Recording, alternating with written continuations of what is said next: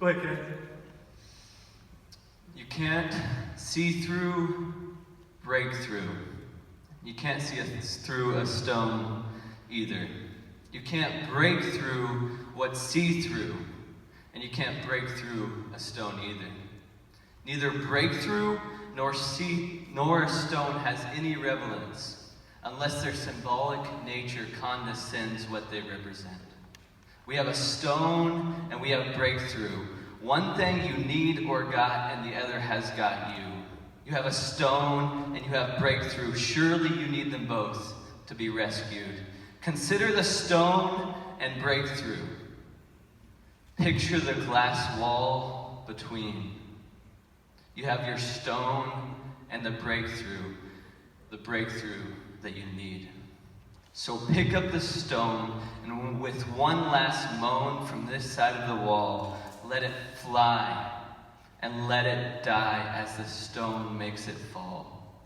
Shatters. The point of impact is where the shattering begins. Shards of glass dying, flying, and penetrating your skin. It hurts you too, but breakthrough you knew was the only place to begin. Now, where did that stone go, you ask as you step through? The shards crunch beneath your feet, singing out the wall's defeat. The stone, you see, has landed on the ground just beyond the shattered glass. But as you watch, it changes shape and seems to melt out of its place. It starts dripping and liquefies as though the flying made it die, and as though the breaking of the wall cost it its all. It spreads like molten lava, but gray as a stone. It begins to spread towards you and spread beneath your feet. Though it wasn't like wet concrete, it was as solid as could be. It swallowed up the broken and spread beneath the huge glass wall. The footing of the wall was non-existent now, which made it come crashing down. With a bang, it hit the rock in front. The hole broken for you saved your life as the wall dropped. How far this rock spread, I don't know, but there I was standing in my breakthrough, the stone under my feet. A foundation had been laid with the same that broke the glass, with the same I didn't ask, but made the whole wall fall. The throwing of the stone is nothing you could have done. The stone chose to break through.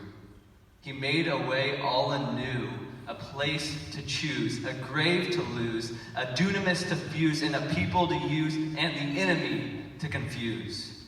We are not undercomers, but we stand on top of the rock, a firm foundation and a cornerstone.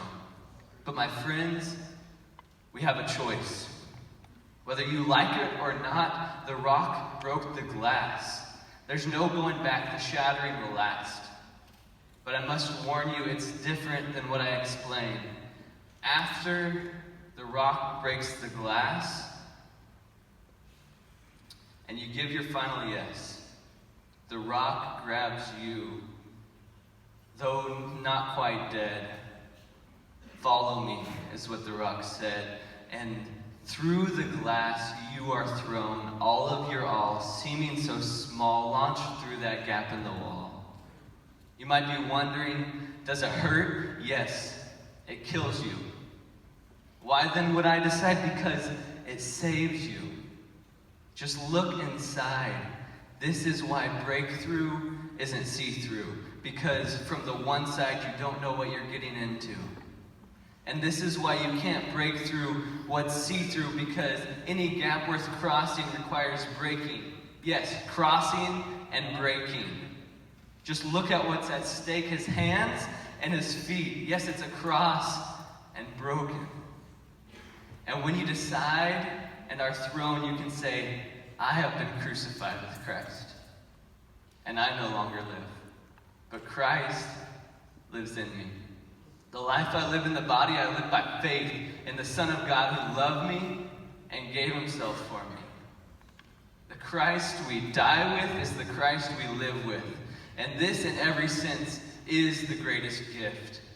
The rock that was thrown, that broke the wall, which was built with every decision of the fall, has landed and grown. A firm foundation it has become for life now and all eternity. So I stand and ask you, will you soften your rock heart and serve the one and only true King, Jesus? Hallelujah.